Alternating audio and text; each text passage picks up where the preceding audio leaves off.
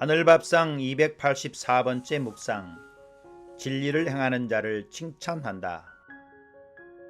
형제들은 가이오가 진리 안에서 사는 사람이라고 증언했다. 남을 칭찬하는 말은 그것을 듣는 사람으로 즐겁게 합니다. 그도 그럴 것이 칭찬 듣는 사람으로 인해 기쁘고 그 말을 전해준 사람으로 인해 즐겁습니다. 그 말이 돌고 돌아 당사자가 그 말을 듣게 되면 그 사람도 즐겁고 고맙습니다. 그리고 칭찬을 한 사람도 즐겁고 기쁘기는 매 한 가지입니다. 남을 칭찬했으니 즐겁고 듣는 이들이 즐거워하니 즐겁습니다. 장로 가이오는 사도 요한이 참으로 사랑하는 사람이었습니다. 그는 요한만이 아니라 교인들이 칭찬하는 사람이었으며 사도 요한의 여러 친구들도 문안한다고 했습니다. 가이오가 여러 사람들에게 칭찬을 듣는 것은 나그네 된 자들에게 행하는 신실한 일 때문이었습니다. 초대교회 당시에는 예수 믿음 때문에 핍박을 받고 공동체에서 추방된 나그네 된 사람들이 많았습니다. 또한 복음을 전하기 위해 스스로 나그네 된 사람들도 많았습니다. 가이오는 이런 나그네들을 영접하여 잘 대접하여 전송하였습니다.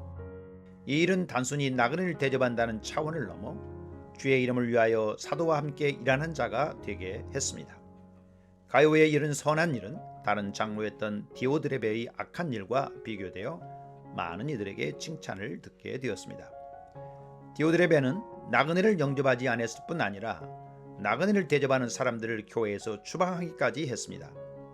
당시에는 성경이 완성되지 않았으므로 사도들과 전도자들이 전해주는 구두 복음에 의존했습니다. 그런 상황에서 거짓 교사들이 등장하여 교회를 어지럽게 하는 일이 있었습니다. 그렇다고 해서 디오드레베의 행동은 용납될 수 없는 악한 것이었습니다. 사도 요한은 성도들이 자기에게 와서 전해주는 가이오에 대한 이야기를 내게 있는 진리를 증언하되 라고 말하고 내가 진리 안에서 행한다 하니 라고 표현합니다. 우리가 사람을 칭찬하되 그의 장점을 발견하여 칭찬할 것이나 특별히 진리 안에서 행하는 일을 칭찬할 것입니다. 진리를 실천하는 일이 점점 어려워지는 상황에서 작은 일이라고 해도 칭찬하여 격려하고 다른 이들의 귀감이 되게 해야 합니다. 세속적인 성공이 간증이 되어 강단에 오르고 성도들은 그런 사람을 부러워하기도 합니다.